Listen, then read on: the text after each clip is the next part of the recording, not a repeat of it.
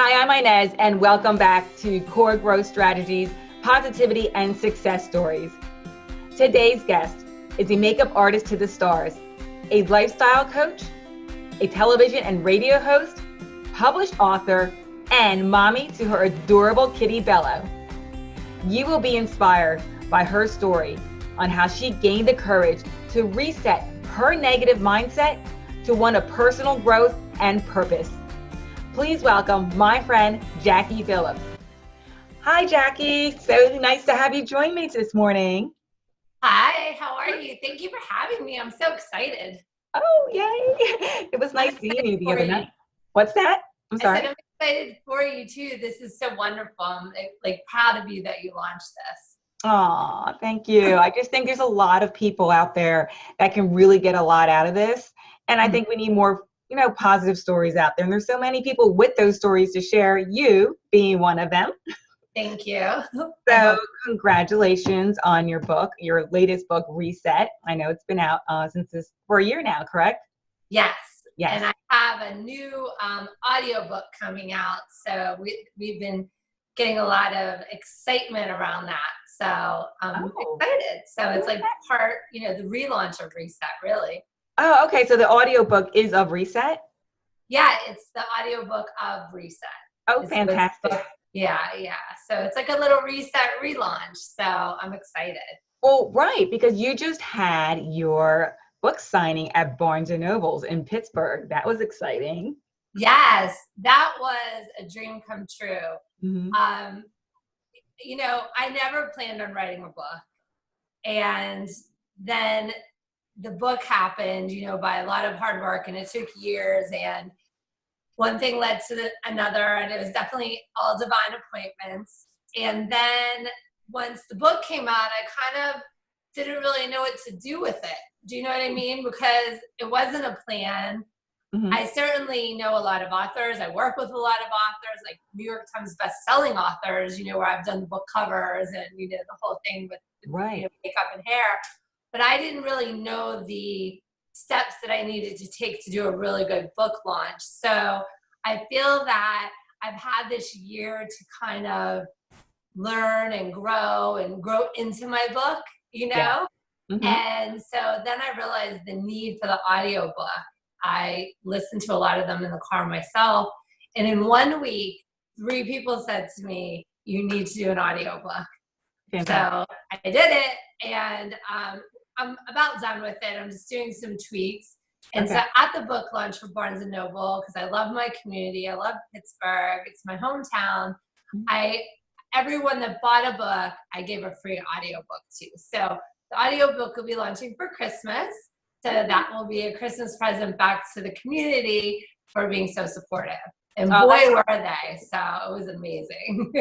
Yeah, I mean, that's great. And so tell me, I've read your book, and you share a lot of personal stories, really personal stuff with your bankruptcy, relationships, and your health. I mean, these are major components. So just take one aspect of any of them, and that's a big deal. Yet you have, you laid it all out there for everybody. So, tell me what inspired you to share this, to be able to have the courage to share this with other people. Well, once I decided to write the book, and I thank Wendy Walters, who helped me publish the book, and she really was with me every step of the way. Like, she was my biggest divine appointment, I think, as far as the book Reset is concerned. I mean, there were so many. But as we were doing it, and my friend Chris Lupo helped me edit it as well, and some other friends, but as we're doing it, I realized that the only way, like, if I'm really going to do this, if I'm all in and I'm committing to writing a book, which was completely out of my medium of expertise in any sort of the way, I thought, if I'm going to do it, I need to be totally honest and authentic, because if you leave one thing out, you're not telling the whole story. And how are you ever going to help someone if they don't understand the capacity of, the real umbrella of it all, the trauma of it all, the, bottom that I was at. And I feel that a lot of people are like that, and we all struggle and we hide it, especially women. We put on this brave face and we hit the day, That's really not what's going on a lot of the time. Right. And I felt that if I would just have the courage to share, that it would empower others to do the same. Because when you share that, whatever that is, and for me it was all 6 things, because like I say, everything was a hot mess.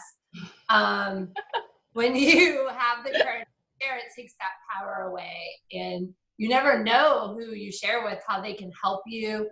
Or I learned one day, this was like a very poignant moment that kind of really like solidified the, yes, you should definitely do this, even though I was like already half into it anyway. Mm-hmm. But I was with someone from work, I won't say who, and we were standing at Rockefeller Center getting ready to do this really big show. And he was having some relationship problems, and he started crying to me. And it's like 6 a.m. and like there's people all around him. It was just, one of those moments. Yeah. And I said to him, I said, I think I should share my book with you. I said, I'm going to share my relationship chapter. Everything you're sharing with me right now, I've lived. And he was struggling with weight as well. Mm-hmm. I knew that he had been thinner prior and he had gained a lot of weight. He was in this horrible relationship, very abusive relationship emotionally. And his life was really just not what he had set out, I don't think, when he moved to New York City. So he read the chapter, called me, cried. I kept sending him chapters. In 1 year, he got out of that relationship. He's lost, I think, like 60 pounds now. Fantastic. He quit his job, found another job. He's like so happy. And it was just such a testament of what the power of just sharing does. I mean, yes, you have to do the work. You have to commit to yourself. You have to be accountable for wanting to make change. But the sharing is the first step, because then you're like, oh my gosh, I said this out loud. This is real. And then I feel like the healing can start. So that's why, I mean, I had to like warn my parents that like I was going to be like saying a lot of stuff. And of course, I didn't say like everything. I would never want to hurt anyone. I was very respectful in that way, or respectful in that way. I'm sorry. But I just think that we need to share more with each other, because if we don't, we're not going to heal. And that's why suicides are happening and all these things. Because we just like keep everything in, and there's people that do love you and care and will help you. And they can be complete strangers, by the way. I mean, I've met complete strangers who in one lunch, I was like, oh my gosh, we're like sisters, Yeah. And then your life takes a different course. It can just be that one moment, that one meeting, that one conversation. And it changes your life forever. That one book. Yeah. And I agree. And I love the fact that you actually used an example of a man who was going through relationship problems and being emotionally or mentally abused in the relationship, because I think there's a lot of men that are afraid to admit that and get that out in the world.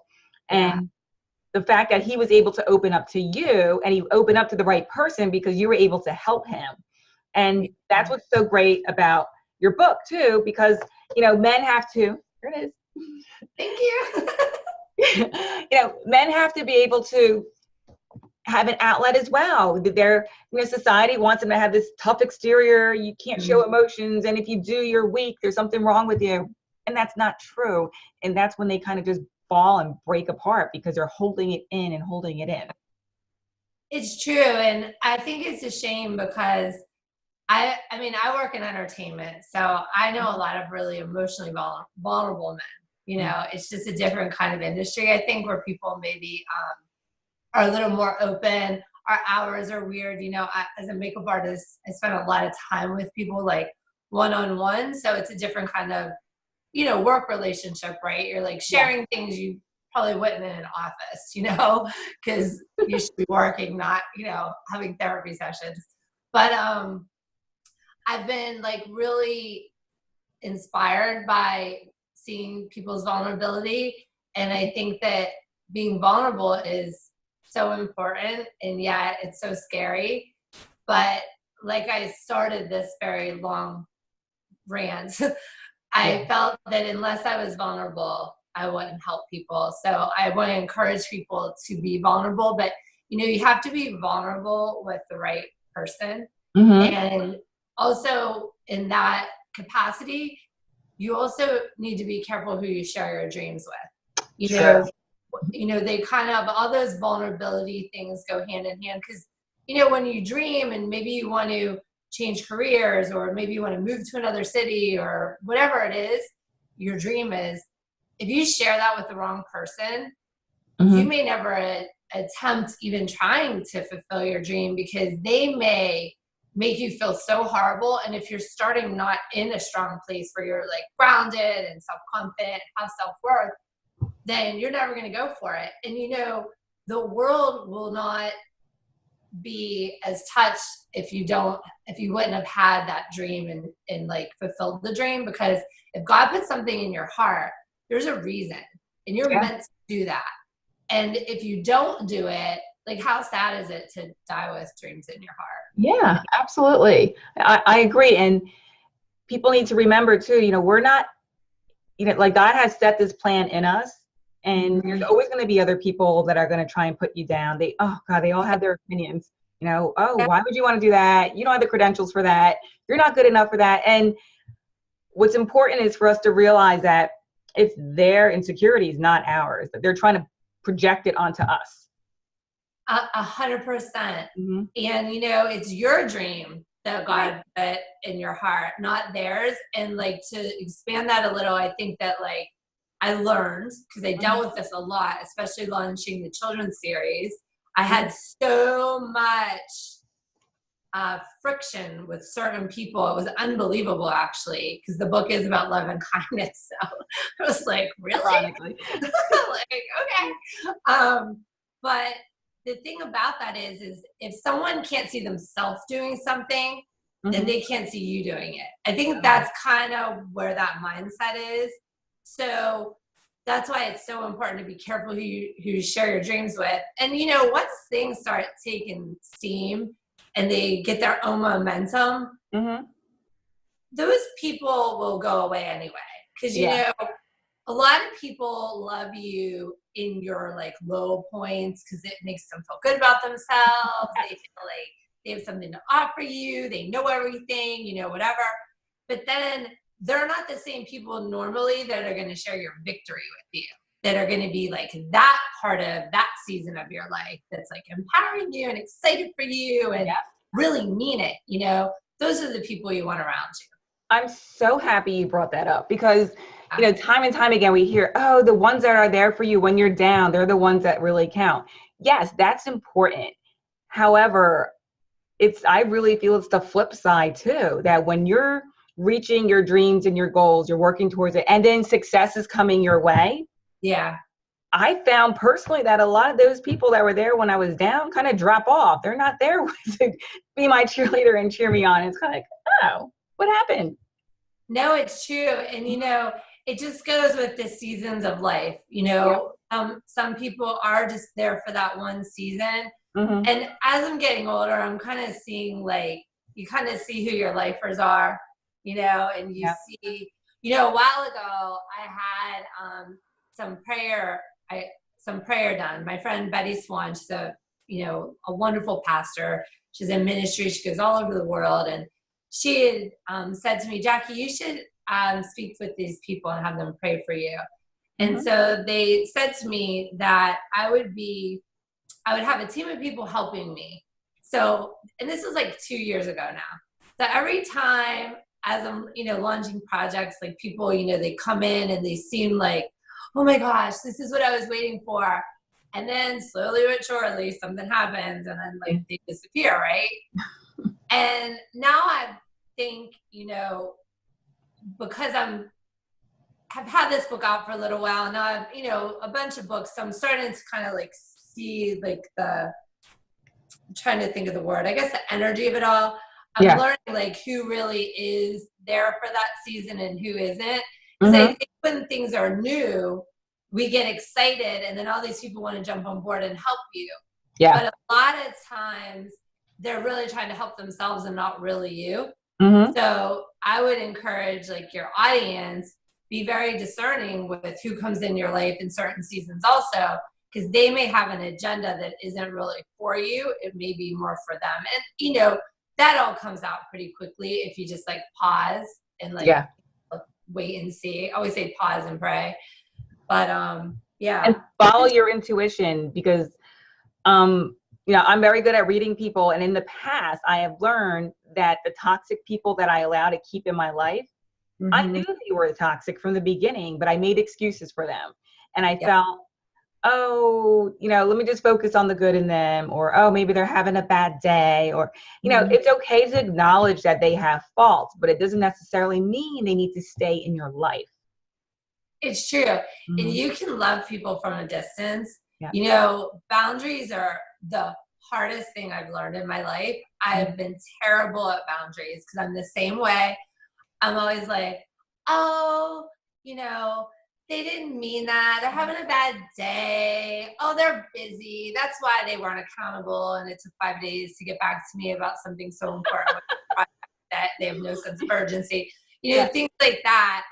And now I'm like, nope, this doesn't work for me. And I can love them from afar, but I don't want people affecting like how I feel, that I'm like thinking about it all day long because I'm annoyed or whatever it is, you know. You can't have people in your life like that. And it sounds like harsh, but my girlfriend Lorraine actually has helped me so much with this, because I always say she's like my big sister, because she's always a little further along with things than I am. So I always learn so much from her. And we were talking the other day and I just said like, gosh, we've come so far in a year even. And for me, it's definitely been my boundaries, because I feel I'm different now. Like I'm grounded different. It doesn't affect me. Like I don't get all worked up about things. I'm just like, oh, whatever, it is what it is. I see them for who they are. Like I write in my book, Maya Angelou says, people show you who they are, believe them. I mean, that if you take anything, like that's so powerful and true and poignant. Because we know who people are, just like you said. They show you. But it's us that, because we're open and we're kind, that we give everyone the benefit of the doubt. In the end, it hurts us, not them. And it wastes our time, frankly. We do. And I mean, but the good thing out of it is we learned a lesson from it. And we're able to share our stories, because I think obviously there's a lot of people that are going through the same type of situations. And what they have to learn is it's okay to let people go. Like you said, we can love them from afar. But sometimes there's this obligation that thinking, oh, well, I've known this person since childhood. I have to stay close with them. That's not true. No. I mean, you can always love people. It doesn't mean that you have to talk to them all the time or even see them all the time, you know? They're like energy drainers. Like the minute you're in their presence, you just feel like you're almost, sometimes you have to even be on eggshells. Like, what am I going to say? Are they going to attack me for saying this or feeling this way or wanting to do something? And where I found that when I was able to release my toxic relationships and friendships, it allowed more positive people to come into my life. And then it just kept on coming. You know, I was like, oh God, why didn't I do this sooner? Because there are so many, so many people have reached out to me. I've connected with so many people, that there's so many good people in the world and who do love and support you. And as long as you're open to that, they will come. It's true. And it's because you're in a different space now, right? You've elevated a little bit. So you're going to attract different kind of people. It's almost like as you were talking, I had this vision. It was like the energy drainers are almost like if you're walking down a hallway, right? And then there's all those dark people standing in the way. How's anybody to get through to get to you when you have all that, you know, confusion in there, you know? You know, it's like a roadblock, right? Great analogy. Absolutely. Those people go, all these other people can come to you. Yay. Yeah. I see in pictures. So when people are talking, I'm always like seeing things. I love it. Yeah. I mean, that's kind of how it is though. That's why I have so many illustrations in my book. Because a lot of times I would see a picture and then I would write from that space. Like you do. I'm just flipping through now. I mean, you have so many great, Yeah. Yeah. Yeah. Well, this one I thought was really, this one here is like really important too. Oh yeah. Yeah. I liked that. That has a lot to do, obviously, with health Mm-hmm. because you really are what you eat. But to add upon that, you feel what you eat too. You Yeah. know, so if you're eating healthy things, you're going to feel good. You'll feel good about yourself emotionally. You'll feel Mm-hmm. empowered. You'll have different energy. But when you eat, you know, the stuff that kind of is bad for you, your body's tired, you hate Yeah. yourself. You're like, why did I do that? You know, and then it just Uh-huh. becomes a cycle, you know. So We're that, all guilty of it at some point in our lives. And I think a good practice to have for people listening is that when you're eating something, pay attention to how you're feeling afterwards. It's gonna, yeah. it will. Will it make you tired? Will it make you grumpy? Will it get you, a spike of energy, then, drain you down really quickly or drag you down, excuse me. So we really should pay more attention. And as adults too, and us with children, we need to pay attention to what we're feeding our kids. There's a lot going on right now with children, and they're not healthy. And food, you're right. Like with food, there's definitely an emotional attachment to it as well.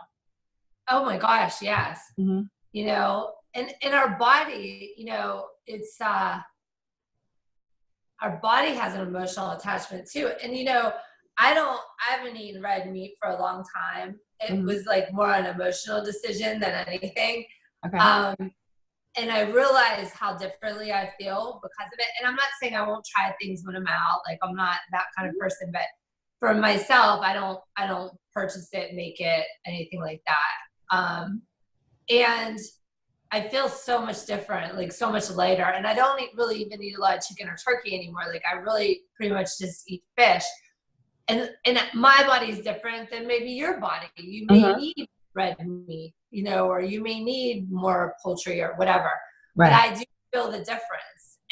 And I didn't pay attention for a long time. And boy, what a difference it makes when you pay attention. You know, you're like, oh, I'm not so tired anymore. You know, Yeah.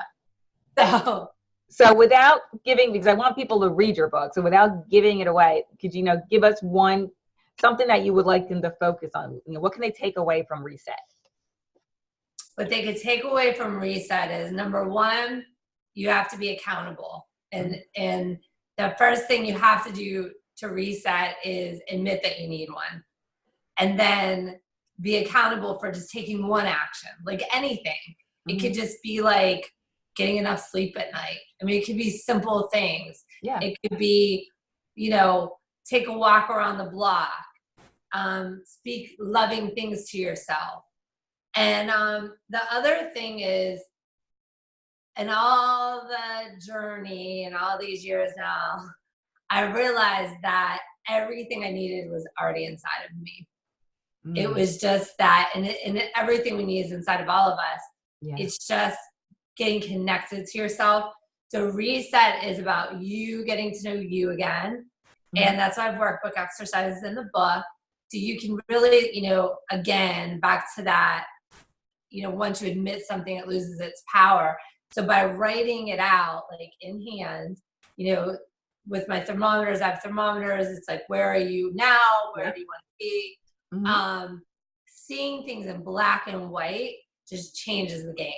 Because then it's like honest and real and raw. And when you see it, you can take action and do something about it. Yeah. So I would say, if anything, Reset is worth it. And everything you need is already inside of you. So you can totally do it. And you also have a radio show. I do. With Sifu Romaine, who I have interviewed as well. So yes. Tell me a little bit about that. So the radio show airs on Thursday nights on Power 91.1, and then you can also listen online. And we just talk about, you know, we interview different experts like yourself and share their reset stories, inspirational stories, just to motivate people to try. I mean, we've had on so many different types of people, you know, celebrity athletes, actors, reality stars, but also some authors that have really like suffered serious things. We had the DC Sniper's wife on, Mildred. Her book was unbelievable. Her story is unbelievable. So it's like, we never know what other people are going through and what they've, survived. And when you hear stories like that, I think that the plate of it all is like, if they can do it, I can too. And it's to, even if it just changes one person, like how I started this telling you about my friend that I work with. Yeah. Is to know that you were able to help someone. That's what it's all about. We're here to help each other, really. Absolutely. So. And in addition to adults, you also help children because you have the adorable Sashi and Bello book. The Adventures of Sashi and Bello. Yes, they're beautiful. So tell me about Sashi and Bello. The Sashi and Bello are real as well. Bello is my little kitty cat. He's actually sleeping right now. I'm looking at him. And they are adopted brothers sharing and celebrating being unique in a multicultural world. So they teach children love and kindness on their adventures. They teach, bike safety, hygiene, friendship, kindness, just all the things that is so important, when we're growing up, and they do it in a fun way, a fun, silly way. Yeah. And I'm really excited because I'm starting a kindness tour. Ooh. And it'll be from November 29th is my first date of the tour, and I'm going all through 2019. So I'll be reading my new book. It's called A Time to Shine, and it's about a little boy named Stinkers who's being bullied at school. And Sashi and Bello become friends with him and help him learn to love himself. They become, just like encouragers in his life and take him under his wing. And it's just a beautiful story of friendship, and also teaches, the importance of good hygiene. So, and it teaches the importance of not bullying, and not including is bullying, excluding is bullying. And we don't realize that, it's not just saying mean things. It's just by totally ignoring people. That's bullying too. So I'm doing this tour, and I have a song that goes with the book called the Yum Yum Song. So we'll teach that to the kids, and there's a coloring companion book that goes with the book. So it's exciting, and I'm really, really thrilled. And I'm working with this wonderful, wonderful nonprofit in New York City called Change for Kids. And so we'll be doing big events in all their schools as well in New York City. I started that this year with them. So it's just like a dream come true. And if I hadn't reset, I would never even have this opportunity, because this would have never came through me. So I always say, like, I'm so thankful to God because all these stories came through me, but they didn't come through me until I reset. So reset has been so powerful. And, for your audience, if you don't give yourself the chance to heal and like have the life and live your unique divine purpose that you're here for, you're never going to have gifts. Like, I never had like a desire to write a children's series or songs or any of this, but once I got in a space and I was able to really listen to, what I was hearing in prayer and meditation, my life changed 100%. Like, well, I would say 360 degrees, right? Yeah. So, and now I'm doing a kindness tour. Like, are you kidding me? So it's fun, and this is my fun thing. Like, I think it's so fun. Where are you doing the kindness tours? Is it in schools? We're doing schools and hospitals. Okay. So yeah, and some libraries too. And I'm probably gonna do some. I'm thinking at some Barnes and Nobles as well, because I've already set up a few dates. So yeah, for next year. So maybe one this year. I'm hoping one in Barnes and Noble this year, but definitely next year. My mom was here. I guess that was last week after the Barnes and Noble event. She came up for the week, and I was like, well, it's time for us to book up here, because she's who booked the Barnes and Noble event. That's She's great. who got that beautiful newspaper article written for me. Like, she's just unbelievable. She introduced me to Whirl magazine. So Whirl is going to be doing a bunch of things with my book Reset as well. It's just like unbelievable. So my mom has been the most influential person in my life of like really getting Reset out there recently. This relaunch, it's unbelievable. Wow. So who knew? Yeah. That's great. I mean, so many things are just coming into place for you now at the same time, no less. Yeah, finally. But it's been a long time and, you know, a lot of hard work, and I'm just ready for whatever God has in store for me, because I've learned to just like go with the flow, and it is what it is, you know?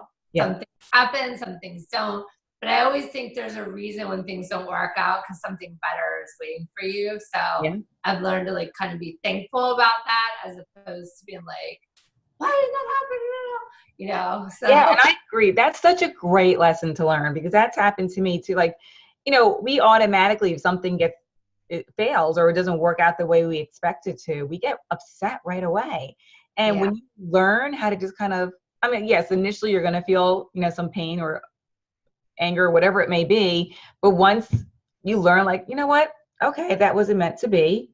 It's so freeing. It really is. And it opens your eyes to all these other opportunities that are around you. No, it's so true. And I'll say this without saying too much, because I can't really. But had the timing of everything with this new book not worked out the way it had, like I have some meetings coming up, and I wouldn't have had the new title, you know, this revamp of this book, you know, this children's book. I wouldn't have the kindness tour. So all those things happen now that are like really in place. Yeah. And now when I have the meeting, I'm going in with such a different mindset, products, you know, whatever you want to call it. Where if I'd had this meeting in September like I was supposed to, none of that would have been in place. So I do think that we have to be grateful for things. And I mean, come on, I'm human, you're human. We get to like, please. But like, I've learned to like appreciate it and then be like, okay, I know there's a reason for this. And, you know, 100% always, there's always a better reason for it. Oh, there is. There absolutely is. And then you look at, you're like, all right, this didn't work out. Now I look back at half the things that didn't work out in my life. I'm like, thank God. Thank God they didn't work out. I think the thing too is we always have to think like, what's our role in this?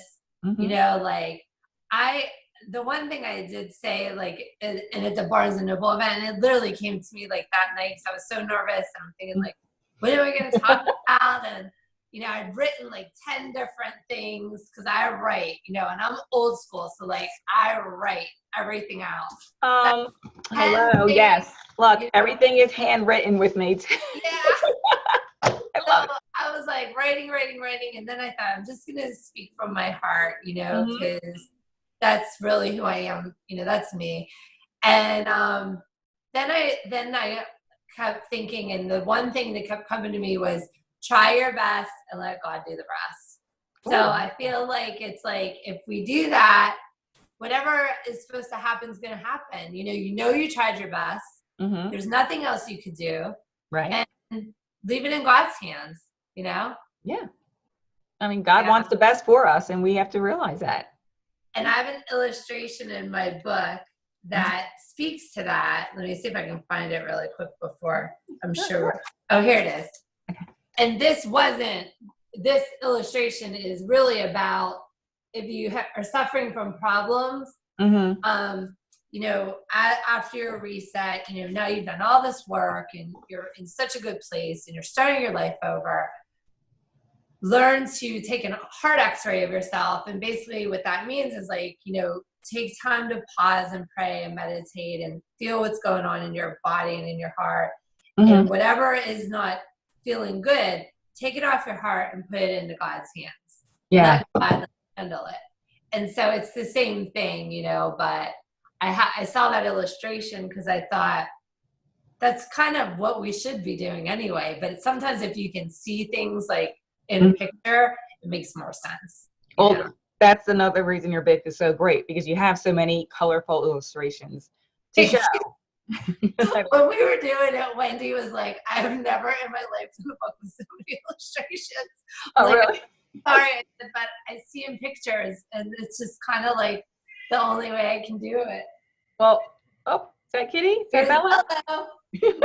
I think he's gonna make an appearance. I'm shocked mine hasn't jumped on the computer yet. Yeah, here he is. Oh, there he always makes an appearance. Oh, a guest appearance from Bello. He's beautiful. Just the sweetest little boy in the world. Oh. He really is. This is how we write. I'm sitting at my desk. He always sits behind me or on my lap, and that's what we do.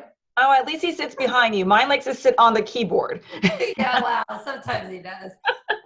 We look at the window, and we face the window, I should say. Okay. So sometimes birds fly by, and then off he goes, you know. Oh, yeah. Oh, yeah.